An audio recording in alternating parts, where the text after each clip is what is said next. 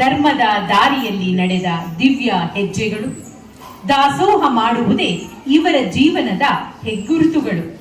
ಸಂಸ್ಕಾರದ ಸಿರಿಯನ್ನು ಸಂತತಿಗೆ ಬಳುವಳಿಯಾಗಿ ನೀಡಿ ಸಮಾಜ ಸೇವೆಯಲ್ಲಿ ಬೆಳಗಿದ ಆದರ್ಶ ದೀಪಗಳು. ಶರಣು ವಿಶ್ವವಚನ ಫೌಂಡೇಶನ್ನ ಮಹಾಪೋಷಕರಾಗಿ ವಚನಗಳ ಬೆಳಕನ್ನು ಮನೆ ಮನಗಳಿಗೆ ಹರಡಿದವರು. ಕಾಯಕವೇ ಕೈಲಾಸವೆಂಬ ಬಸವ ತತ್ವವನ್ನು ತಮ್ಮ ಬದುಕಿನ ಮೂಲಕವೇ ಸಾರಿದವರು. ಶ್ರೀ ಎನ್.ಟಿ. ಸಿದ್ದರಾಮಣ್ಣನವರ್ ಅವರ ಸಜ್ಜನಿಗೆ, ಶ್ರೀಮತಿ ಎಸ್.ಎನ್. ಶಾರದಾರವರ ಮಾತೃ ವಾತ್ಸಲ್ಯ, ಈ ಎರಡರ ಸಂಗಮವೇ ಸಂಸ್ಕಾರದ ಗಂಗೆಯಾಗಿ ಅಸಂಖ್ಯಾತ ಹೃದಯಗಳಿಗೆ ಪ್ರೇರಣೆಯಾಗಿದೆ. ಸೇವೆಯೇ ಸಂಪತ್ತು, ಸರಳತೆಯೇ ಶ್ರೀಮಂತಿಕೆ, ಮಾನವೀಯತೆಯೇ ಅವರ ಬದುಕಿನ ಮಹತ್ವ. ಸತ್ವೃತ್ತಿಯೇ ವೃತ್ತಿಯ ಬೀಜ ಬಿತ್ತಿ ಮಾರ್ಗದ ದೀಪ ಹಚ್ಚಿ ಮುಂದಿನ ಪೀಳಿಗೆಗೆ ಆದರ್ಶವಾಗಿ ನಿಂತ ದಂಪತಿಗಳು. ಅವರ ಅಪೂರ್ವ ಸೇವೆ, ದಾನಶೀಲತೆ, ಸಮಾಜಮುಖಿ ಚಿಂತನೆ, ಶರಣ ತತ್ವಗಳ ಮೇಲಿನ ಅಚಲ ನಿಷ್ಠೆಯನ್ನು ಗೌರವಿಸಿ ಶರಣು ವಿಶ್ವವಚನ ಫೌಂಡೇಶನ್ ಅವರಿಗೆ ಆದರ್ಶ ಶರಣ ದಂಪತಿ ಪ್ರಶಸ್ತಿಯನ್ನು ಪ್ರದಾನ ಮಾಡಿ ಗೌರವಿಸಿರುವುದು ಹೆಮ್ಮೆಯ ಸಂಗತಿ. ಮುರುಘಾ ಮಠದ ಮಹಾತಪಸ್ವಿಗಳ ಪೂಜ್ಯ ಶ್ರೀ ಮುರುಘರಾಜೇಂದ್ರ ಸ್ವಾಮಿಗಳ ಮೇಲಿನ ಅಪಾರ ಭಕ್ತಿಯ ಸಂಕೇತವಾಗಿ ತಮ್ಮ ಮಕ್ಕಳಿಗೆ ಮುರುಗೇಶ, ರಾಜೇಶ, ಇಂದುಮತಿ, ರಜನಿ ಎಂಬ ಪವಿತ್ರ ನಾಮಗಳನ್ನು ನಾಮಕರಣ ಮಾಡಿದವರು. ಹೆಸರಷ್ಟೇ ಅಲ್ಲ, ಅದು ಭಕ್ತಿಯ ಪ್ರತೀಕ, ಸಂಸ್ಕಾರದ ಸುಗಂಧ, ಗುರುಕೃಪೆಯ ಸಂಕಲ್ಪ. ಗುರುವಿನ ನಾಮವೇ ಮಕ್ಕಳ ಬದುಕಿನ ಮೊದಲ ಮಂತ್ರವಾಗಲಿ ಎಂಬ ಹಾರೈಕೆಯ ಈ ಆದರ್ಶ ದಂಪತಿಗಳ ಹೃದಯದ ಭಾವ. ಇಂತಹ ಆದರ್ಶ ದಂಪತಿಗಳಾದ ಶ್ರೀ ಎನ್.ಟಿ. ಸಿದ್ದರಾಮಣ್ಣನವರ್ ಹಾಗೂ ಶ್ರೀಮತಿ ಎಸ್.ಎನ್. ಶಾರದಾರವರಿಗೆ ನಮ್ಮೆಲ್ಲರ ಹೃತ್ಪೂರ್ವಕ ಗೌರವ ನಮನಗಳು. ಮಕ್ಕಳೇ, ಇಂದಿನ ವರ್ಷ ದತ್ತಿ ಕಾರ್ಯಕ್ರಮವನ್ನ ನಾವು ಇಲ್ಲಿ ನಿಮ್ಮ ಎಸ್.ಕೆ. ಪಬ್ಲಿಕ್ ಶಾಲೆಯಲ್ಲಿ ಏರ್ಪಡಿಸಿದ್ವಿ. ಆಗ ಈ ಮಕ್ಕಳನ್ನ ನೋಡಿ ಅವ್ರಿಗೆ ಏನ್ ಅನ್ಸ್ತು ಅಂತಂದ್ರೆ, ಅವರ ಜೀವನದ ಒಂದು ಇನ್ಸಿಡೆಂಟ್ ಅನ್ನ ನಾನು ನಿಮ್ಗೆ ಹೇಳಬೇಕು. ಅವರು ಚಿಕ್ಕಂದಿನಿಂದ ಬಹಳ ಶ್ರೀಮಂತರಾಗಿರ್ಲಿಲ್ಲ, ತುಂಬಾ ಕಷ್ಟಪಟ್ಟು ಓದ್ದವರು. ನಮ್ಮ ಸಿದ್ದರಾಮಣ್ಣನವರು ಸರ್ ಅವರು ಕೂಡ ಒಂದು ಮಿಡಲ್ ಕ್ಲಾಸ್ ಜೀವನವನ್ನೇ ಅನುಭವಿಸಿದವರು. ತುಂಬಾ ಕಷ್ಟ ಇತ್ತು ಓದ್ಬೇಕಂದ್ರೆ. ಆದ್ರೆ ಅಂತ ಸಮಯದಲ್ಲಿ ಅವರಿಗೂ ಕೂಡ ಸಹಾಯ ಮಾಡಿದಂತಹ ಹಸ್ತವನ್ನ ಇವತ್ತಿಗೂ ಕೂಡ ನೆನಪಿಸ್ಕೊಳ್ತಾರೆ. ಜೋರಾಗಿ ಚಪ್ಪಾಳೆ ತಟ್ಟಬೇಕು. ಇವತ್ತಿನ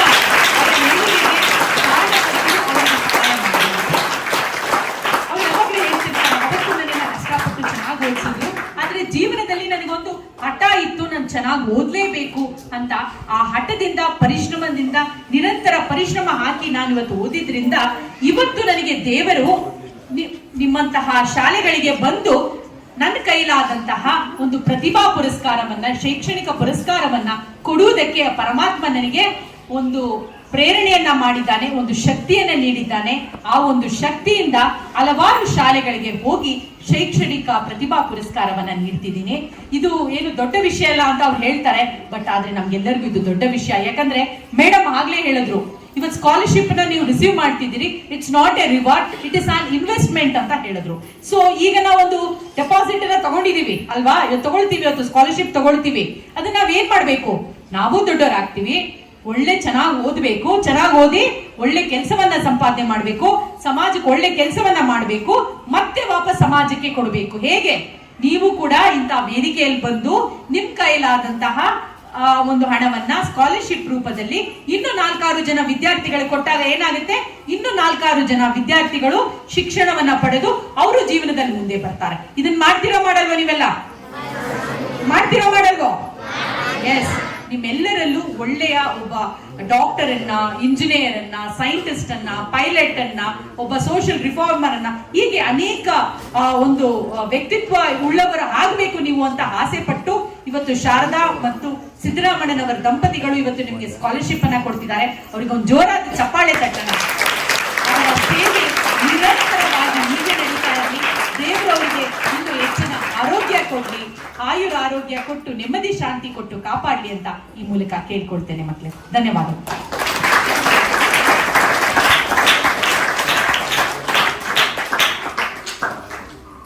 ಮೆಚ್ಚುಗೆ ಮನ ನಿಮ್ಮಲಿ ಮೆಚ್ಚುಗೆ ಮನ ನಿಮ್ಮಲಿ ಮೆಚ್ಚುಗೆ ಮನ ನಿಮ್ಮಲಿ ಮೆಚ್ಚುಗೆ ಮನ ನಿಮ್ಮಲಿ ಮೆಚ್ಚುಗೆ ಮನ ನಿಮ್ಮಲಿ ಮೆಚ್ಚುಗೆ ಮನ ನಿಮ್ಮಲಿ ಮೆಚ್ಚುಗೆ ಮನ ನಿಮ್ಮಲಿ ಮೆಚ್ಚುಗೆ ಮನ ನಿಮ್ಮಲಿ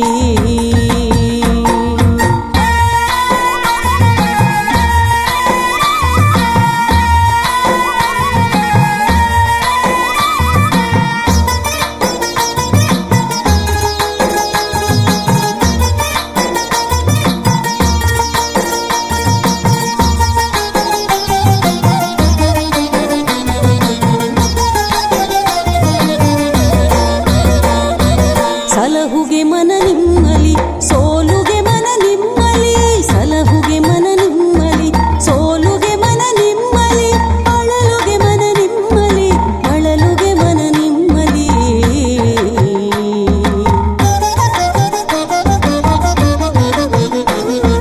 ಸಲಹುಗೆ ಮನ ನಿಮ್ಮಲಿ ಸೋಲುಗೆ ಮನ ನಿಮ್ಮಲಿ ಅಳಲುಗೆ ಮನ ನಿಮ್ಮಲಿ ಅಳಲುಗೆ ಮನ ನಿಮ್ಮಲಿ ಮೆಚ್ಚುಗೆ ಮನ ನಿಮ್ಮಲಿ ಮೆಚ್ಚುಗೆ ಮನ ನಿಮ್ಮಲಿ ಮೆಚ್ಚುಗೆ ಮನ ನಿಮ್ಮಲಿ ಮೆಚ್ಚುಗೆ ಮನ ನಿಮ್ಮಲಿ ನೋಡಿ, ಚೆನ್ನಾಗಿ ಓದಿ ರ್ಯಾಂಕ್ ಬರಬೇಕು. ನೆಕ್ಸ್ಟ್ ಇನ್ನು ಯಾರ್ಯಾರು ರ್ಯಾಂಕ್ ಬರ್ತೀರೋ ನೋಡೋಣ. ಚೆನ್ನಾಗಿ ಓದಬೇಕು. ನೋಡಿ, ಅವ್ರಿಗೆ ನಿಮಗೋಸ್ಕರ ಎಷ್ಟು ಕಷ್ಟ ಪಡ್ತಾ ಇದ್ದಾರೆ. ಅವ್ರಿಗೆ ಇಷ್ಟು ಮಾಡಬೇಕು ಅಂತಿಲ್ಲ. ಅವ್ರ ಮನೆಯ ಸಂಸಾರ ನೋಡ್ಕೊಂಡಿರ್ಬೋದು. ಆದರೆ ದೇಶಕ್ಕೋಸ್ಕರ ಈ ಮಕ್ಕಳು ದೊಡ್ಡವರಾಗಿ ಇಂಜಿನಿಯರು, ಡಾಕ್ಟ್ರು, ಸೈಂಟಿಸ್ಟ್ ಏನೋ ಆಗಲಿ ಅಂಥೇಳಿ ಅವ್ರು ಕಷ್ಟಪಟ್ಟು ಈ ಟೀಚರ್ಸು ಎಲ್ಲ ನಿಮಗೋಸ್ಕರ ಎಷ್ಟು ಕಷ್ಟ ಪಡ್ತಾ ಇದ್ದಾರೆ. ಎಲ್ಲರೂ ಚೆನ್ನಾಗಿ ಓದಿ ಚೆನ್ನಾಗಿ ಮೇಲ್ ಬರಬೇಕು ಅಂತ ನಾನು ಹೇಳ್ತೀನಿ ಅಷ್ಟೇ. ಚೆನ್ನಾಗಿರಿ, ಎಲ್ಲರೂ ಚೆನ್ನಾಗಿ ಓದಿ. ನೀವೆಲ್ಲ ಚೆನ್ನಾಗಿ ಓದಿ ಚೆನ್ನಾಗಿ ಬರಬೇಕು ಅಂತ ಹೇಳಿ ಕುಮಾರಸ್ವಾಮಿಯವರು ಎಲ್ಲ ಮೈಸೂರಿಂದ ಬಂದು ಎಲ್ಲ ಇದು ಮಾಡ್ತಾ ಇದ್ದಾರೆ. ರೂಪಾ ಅವರೆಲ್ಲ ನೀವೆಲ್ಲ ಚೆನ್ನಾಗಿ ಓದಿ ಚೆನ್ನಾಗಿ ಇದು ಮಾಡಿದ್ರೆ ಸ್ಕಾಲರ್ಶಿಪ್ ನಿಮಗೆ ಸಿಗ್ತಾ ಇರುತ್ತೆ. ಇಲ್ಲದ್ರೆ ಏನಿಲ್ಲ. ಎಲ್ಲರೂ ಚೆನ್ನಾಗಿ ಓದಿ ಸ್ಕಾಲರ್ಶಿಪ್ ತಗೊಂಡು ಎಲ್ಲ ಒಳ್ಳೆ ಮಕ್ಕಳಾಗಬೇಕು ಅಂತ ನಾನು ಕೇಳ್ಕೊತೀನಿ. ಯಾರ್ಯಾರು ಎಷ್ಟೆಷ್ಟು ತೆಗಿತೀರ ನೆಕ್ಸ್ಟ್ ನೋಡೋಣಂತೆ. Okay, okay.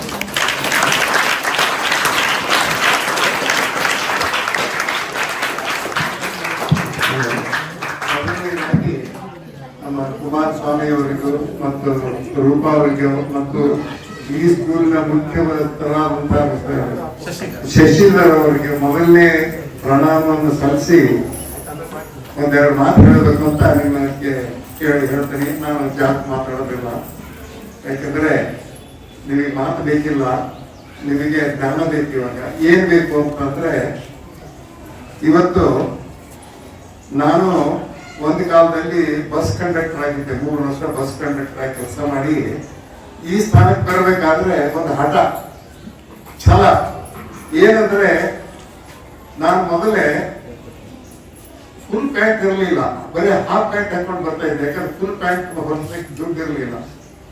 ಅವಾಗ ನಾನು ಏನ್ ಯೋಚನೆ ಮಾಡ್ತಾ ಇದ್ದೆ ಅಂದ್ರೆ, ಇವ್ರು ಫುಲ್ ಪ್ಯಾಂಟ್ ಹಾಕಿದವ್ರು ನೋಡಿದಾಗ ಇವ್ರಂಗೆ ಯಾವಾಗ ನಾನು ಫುಲ್ ಪ್ಯಾಂಟ್ ಹಾಕ್ತೀನಿ ಅಂತ ಯೋಚನೆ ಮಾಡ್ತಾ ಇದ್ದೆ.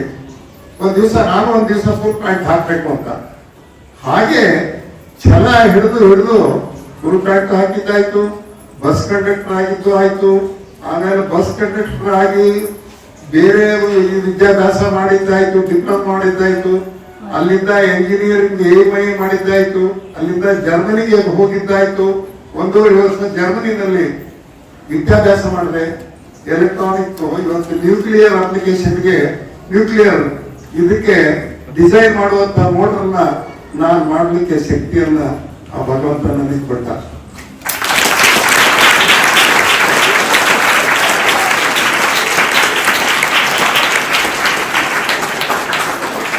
ನೋಡಿ, ಇವತ್ತು ನೀವು ಯಾರೋ ಮಕ್ಕಳಾಗಿರ್ಬೋದು, ನಿಮ್ಮ ತಂದೆ ತಾಯಿ ಸಣ್ಣ ಕೆಲಸ ಮಾಡ್ತಾ ಇರ್ಬೋದು. ನೀವೆಲ್ಲ ಶ್ರೀಮಂತರ ಆಗಿರ್ಬೇಕಿಲ್ಲ, ಎಲ್ಲ ಬಡವ್ರ ಮಕ್ಕಳಾಗಿರ್ಬೇಕು. ನೀವು ಯಾವುದು ಯೋಚನೆ ಮಾಡಬಾರ್ದು. ಇವತ್ತು ಇದ್ದದ್ದು ಶಾಶ್ವತ ಅಲ್ಲ. ಮುಂದೆ ನೀವು ಏನಾಗ್ತೀರಿ ಅನ್ನೋದು ನಿಮ್ಮ ಹಣೆ ಬರದಲ್ಲಿ ಬರ್ದಿದೆ, ಅದೇ ಆಗ್ತೀರಿ. ಆದ್ರೆ ಅದು ಆಗ್ಬೇಕಾದ್ರೆ ಒಂದು ಛಲ ಬೇಕು. ಏನಂದ್ರೆ, ನೀವು ಏನೋ ಒಂದ್ಸಲ ಫೇಲ್ ಆಗ್ತೀರಿ, ಮಾರ್ಕ್ಸ್ ಕಡಿಮೆ ಬರುತ್ತೆ, ಅಯ್ಯೋ ನನಗೆ ಮಾರ್ಕ್ಸ್ ಕಡಿಮೆ ಬಂತು, ಏನೂ ಆಗಲ್ಲ ನನ್ನ ಕಡೆಯಿಂದ, ನಾನು ನಿರುಪಯೋಗಿ ಅಂತ ತಿಳ್ಕೋಬಾರ್ದು. ಇದನ್ನ ಸಕ್ಸಸ್ಫುಲ್ ಆಗಿ ಸಾಧಿಸಿ ಇನ್ನೊಬ್ಬರು ತಗೊಂಡಿದ್ದಾನಲ್ಲ ಸ್ಕಾಲರ್ಶಿಪ್, ಅವನ ತರ ನಾನು ಆಗ್ಬೇಕು ಅನ್ನೋ ಛಲ ಇದ್ರೆ ಒಂದಿನ ಒಂದ್ ದಿವಸ ನೀವು ಅಚೀವ್ ಮಾಡ್ತೀವಿ. ಇದಕ್ಕೆ ಅಷ್ಟೇ ನನ್ನ ಇದು ಏನು ಅಂದ್ರೆ, ಇವತ್ತು ನನ್ನ ಎದುರುಗಡೆ ಹೆಣ್ಮಕ್ಳಾಗಿ ಒಂದ್ ಕಡೆ ಕೂತಿದ್ದಾರೆ, ಒಂದ್ ಕಡೆ ಗಂಡ್ಮಕ್ಳು ಕೂತಿದ್ದೀರಿ. ನೀವು ಮುಂದೆ ಏನಾಗ್ತೀರಿ ಅನ್ನೋದು ನನಗೆ ಗೊತ್ತಿಲ್ಲ. ಆದ್ರೆ ಒಂದಂತೂ ಆಗಬೇಕು, ನೀವು ಏನಂದ್ರೆ ಮನುಷ್ಯರು. ನೀವು ಯಾವುದೇ ಪದವಿಗೆ ಹೋಗ್ರಿ, ಪ್ರಾಮಾಣಿಕತೆ, ಹಾರ್ಡ್ ವರ್ಕು ಅಂಡ್ ಸಿನ್ಸಿಯರಿಟಿ, ಇವು ಮೂರಿದ್ರೆ ನೀವು ಯಾವಾಗಲೂ ಮೇಲ್ ಬರ್ತೀರಿ. ಇವತ್ತು ನೋಡ್ತಾ ಇದ್ದೀರಿ ನಮ್ಮ ದೇಶದಲ್ಲಿ ಎಂತ ರಾಮ ಮಂದಿರದಲ್ಲಿ ಎಷ್ಟು ಜನ ಮಿಸ್ಯೂಸ್ ಮಾಡ್ತಾ ಇದ್ದಾರೆ. ಅದನ್ನು ಮಾಡಬೇಕು.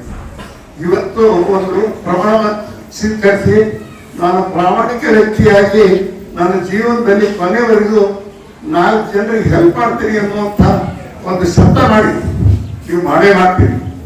ನೀವು ಹಾಗೆ ಆಗ್ತೀರಿ, ದೊಡ್ಡ ಮನುಷ್ಯರಾಗ್ತೀರಿ, ದೊಡ್ಡ ಆಫೀಸರ್ ಆಗ್ತೀರಿ, ದೊಡ್ಡ ಮನುಷ್ಯರಾಗ್ತೀರಿ, ಬಟ್ ಒಳ್ಳೆ ಮನುಷ್ಯರಾಗ್ತೀರಿ. ಯಾವಾಗಲೂ ಇಷ್ಟೇ ನನ್ನ ಆಸೆ ಏನು ಅಂದ್ರೆ, ನೀವು ಇಲ್ಲಿ ಓದಿರುವಂತ ವಿದ್ಯಾರ್ಥಿಗಳು ನೀವು ಅಷ್ಟು ಜನ ಪ್ರಾಮಾಣಿಕತೆಯಿಂದ ನೀವು ಜೀವನಕ್ಕೂ ನೀವು ಸಾಧಿಸಿದ್ರೆ ಅದೇ ಸಾರ್ಥಕ.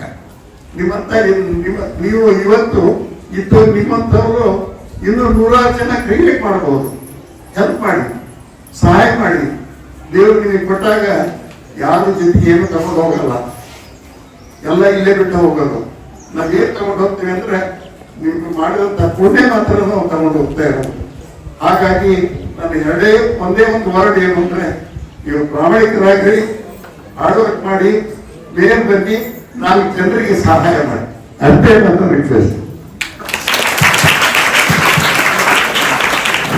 ಕೆಲವು ವಿಷಯಗಳನ್ನು ಬಲ್ಲವರಿಂದ ತಿಳಿದು ಕೆಲವನ್ನು ಆಚರಿಸುವವರಿಂದ ನೋಡಿ ಇನ್ನು ಕೆಲವನ್ನು ಸ್ವಬುದ್ಧಿಯಿಂದ ಗಮನಿಸುತ್ತಾ ಕಲಿಯಬೇಕು. ಆಗ ಮಾತ್ರ ಮನುಷ್ಯ ಬುದ್ಧಿವಂತನಾಗಲು ಸಾಧ್ಯ. ಹಳೆಯ ಬೇರು ಹೊಸ ಚಿಗುರು ಎಂಬಂತೆ ಹಿರಿಯರು ಹಿತೈಷಿಗಳು ತಮ್ಮ ಅನುಭವದ ಹಿತನುಡಿಗಳನ್ನು ನಮಗೆ ಸ್ಫೂರ್ತಿದಾಯಕ ತುಂಬುತ್ತಿವೆ. ಸೊ ನಿಮ್ಮ ಸ್ಫೂರ್ತಿದಾಯಕ ಮಾರ್ಗದರ್ಶನಕ್ಕಾಗಿ ತುಂಬು ಹೃದಯದ ಧನ್ಯವಾದಗಳು ಸರ್.